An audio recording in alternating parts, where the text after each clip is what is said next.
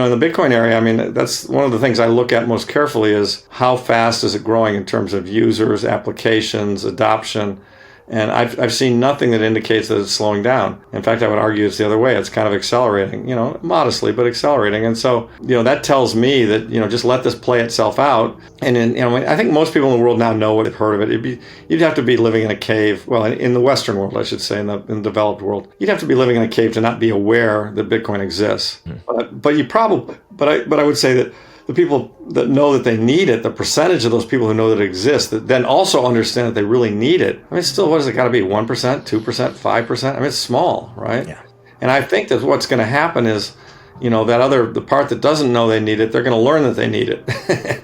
Lawrence Lepard is a steadfast supporter of hard money and economic reality in a society driven by debt-fueled illusions of prosperity, asset bubbles, and money creation. Predicting the price of gold, or Bitcoin, is not the only topic here. Understanding the structural decay at the core of our financial system and getting ready for what is ahead are the goals. He contends that the question is not whether fiat currency regimes will fall, but rather when, through perpetual inflation, today's central banks steal stealthily from savers, just as Rome devalued its coins to zero. According to Lepard, governments are ensnared in debt so massive that the only possible outcomes are default or currency destruction, and we are witnessing the last phases of a monetary experiment that is bound to collapse. His vision isn't rooted in doom for its own sake, it's about a rebirth, a return to honest money that can't be printed or devalued by political expediency. Gold and Bitcoin aren't speculative bets to him. They are lifeboats for families, businesses, and entire nations seeking stability in a storm of economic chaos. If you're intrigued by bold predictions and deep financial insights, make sure to like this video, subscribe to the channel, and turn on notifications for more engaging content. Thank you for your support and enjoy the video. Macro and all that stuff. And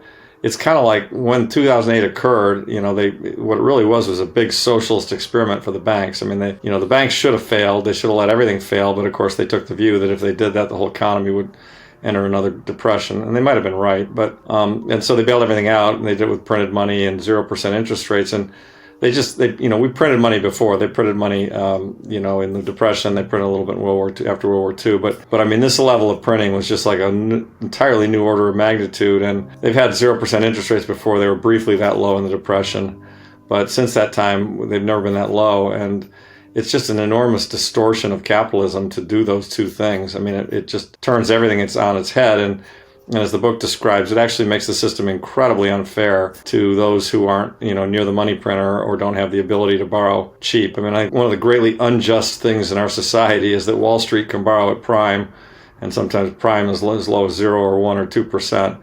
And that the average person has to borrow from these credit card companies that are charging 25%. So it's just usury. I mean, we used to have usury laws. There used to be a cap on how high interest rates could go, but we don't have that anymore either because, frankly, the banks own the place. So it's an unfair system, and that really makes me angry because I see the country I grew up in, and it was a fairer, better country than the one that my 20-year-old kids are growing up in. Yeah, Ron Paul was a key for a lot of us. I was a big supporter of his, and of course everything he did was based on Austrian economics. And so once you go down that direction, you start reading Rothbard and von Mises, and you really kind of understand that. Oh my God, we've been living in this broken system that's really kind of a lie, and it started in 1913 with the creation of the Fed, which is really just a money cartel set with price fixing and to benefit the rich. And then it got monstrously worse in 71, because at least until 71 there was some loose link between gold and the dollar. And of course, when Nixon broke that, then all hell broke loose. And one of my favorite charts in the book is early on in the book. There's a chart that shows kind of inflation from 1789 to 1971, and it's going up for sure, but it's little blips, and they tend to be around wars, and they were somewhat self-correcting. And then in 71, I think it just takes off like a rocket ship and goes straight up. And so, because when we went on a total fiat money standard, government determined they could print whatever they wanted. There really are just no restraints. I mean, and that's only proven, to be worse and worse. I mean, I thought the COVID print was pretty amazing. I thought the amount they created was amazing. I thought the increase in the expenses was amazing. And what happens, and this is the part that's so interesting, Rob, is it's like a ratchet. It never goes backwards. The expenses that so like in 2008, there's a good example. So 2008, all right, well, we had to save the banks. We had to print this money. We had to drop rates to zero. I get it. Okay, so now it's 2011. The banks aren't close to dying. The economy's kind of working. It's not robust, but it's working. Why are we continuing to keep money at zero? Why are we continuing to do QE? Do you know what I mean? Why aren't we, and the answer is the system's broken, and they wanted to benefit the insiders and reflate the system. And same is true with COVID. I mean, they printed all this money and they spent a ton of money. The government spending in COVID went up a couple $1 trillion. And you would think, all right, I get that, but maybe after COVID was over, you'd take the spending back down again, right? Because we're not in an emergency anymore. But no, and we ratcheted. That's now the new baseline, and it's only going to get bigger. So it's what Lynn says. I mean, the train isn't stopping, and they just sadly the government, the structure of the government we have, is just going to make this thing worse and worse until it kind of completely comes off the rails. And that's because nobody's willing to face the elephant in the room, which is that we're bankrupt. We can't, and we're living off credit cards, and we can't keep spending more and expect it to last. And eventually, there's a chapter in the book, as you know, called Stein's Law. If something can't go on forever, it's going to end. Well, it feels like we're getting closer and closer to that end point. Do you think that the Fed is a evil institution, or is it just a bunch of 12 guys sitting there think they're doing the right thing for the country? It's mixed. I mean, I think it's evil in the sense that I think they're smart enough to know that they can't do what they're trying to do, and they like the power they have. And when there's a part, where Greenspan says he really enjoyed being the power of being the Fed head, and I'm pretty sure Jerome Powell likes that too. I mean, so I think these guys are too smart not to understand the implications of what they're doing. And that they're kind of, working for the insiders. And then, post being on the Fed, they go out and they get huge fees. I mean, Janet Yellen gets $7 million of speaking fees. I mean, what does she have to say that's worth $7 million? I mean, that's just kind of a backdoor bribe. So, I mean, first of all, the one thing I will say, some people say, well, what would you have done if you were in the Fed? How could you do it? I mean, nobody, God himself couldn't do the Fed well. I mean, the interest rate should be a market set rate. And what it does is it should balance the supply of savings with the demand for investments. So interest rates should be discovered in the free market. There really shouldn't be, a Federal Reserve. I mean, the whole notion and the fact that there is a Federal Reserve is what got us into all this trouble because, by backstopping the banks, it led to perpetual inflation. It said to the banks, just party on, don't worry about it. If things go wrong, we'll print money to bail you out. And so we've been in kind of a perpetually inflationary environment, which, in the 70s it blew up a lot, but Volcker got it back under control with high interest rates.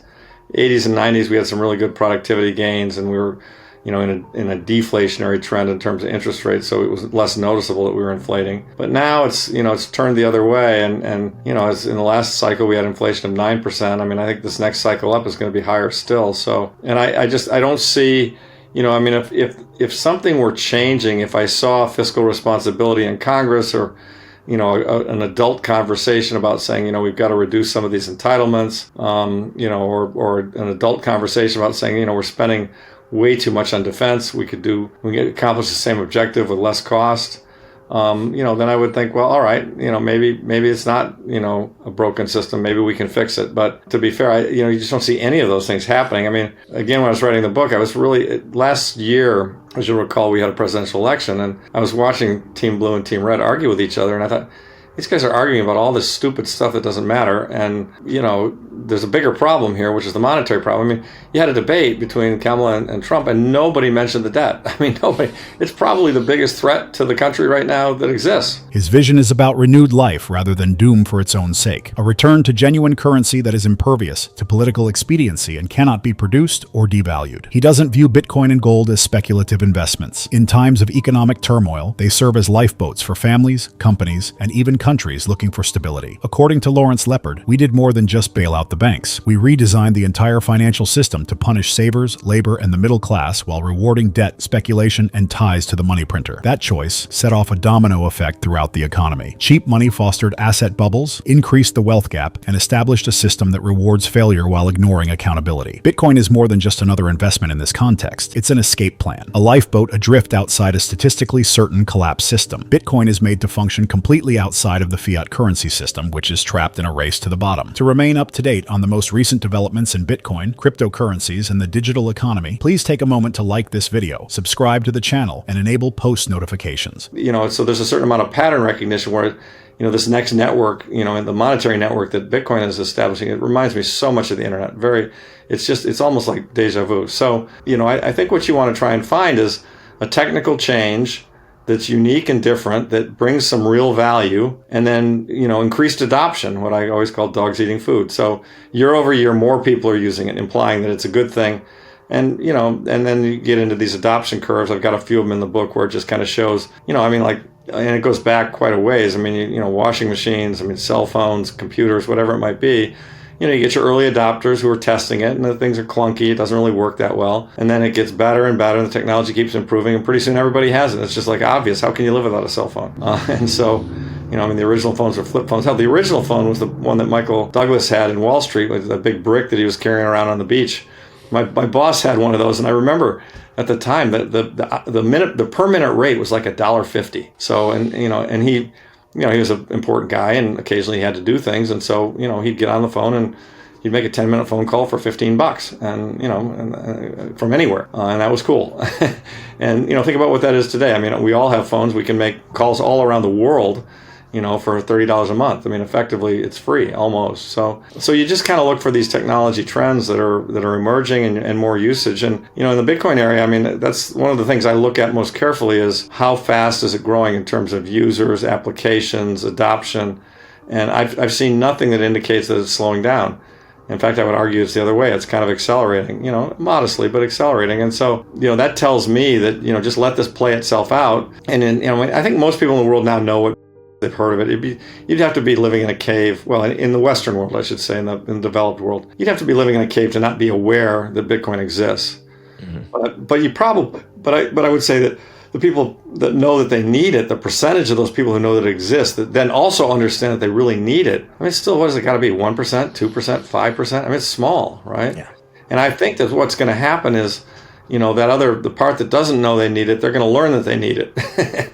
And so as they do, and because, we've got this, it's fixed in supply, as as everyone knows, and nobody's ever seen anything like this before, because all the commodities, the supply will grow if the price goes up. Well, this is one where the price will go up and the supply won't grow. Mm-hmm. The supply is algorithmically set at 21 million coins.